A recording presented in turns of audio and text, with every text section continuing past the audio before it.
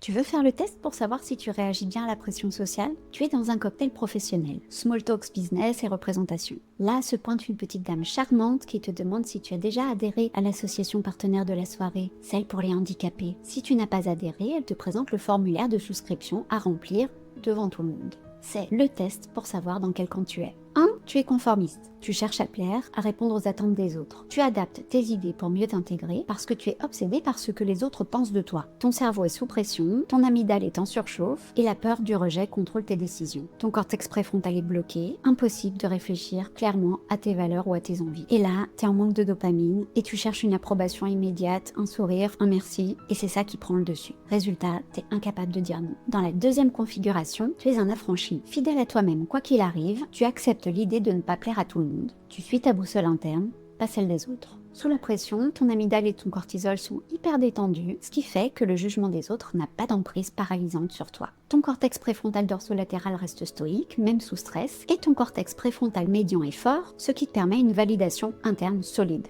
Résultat ? Non merci, je ne souhaite pas contribuer. Ce qu'il faut savoir, c'est que les gens performants sont ceux qui cèdent le moins à la pression sociale. Ils ont appris à y résister. Ce sont des affranchis. Leur secret? Une authenticité radicale et un embellisme assumé. Alors la grande question c'est, est-ce que les embellistes ont moins de cœur que les autres? Bien sûr que non, mais ils n'utilisent jamais leur cœur pour briller.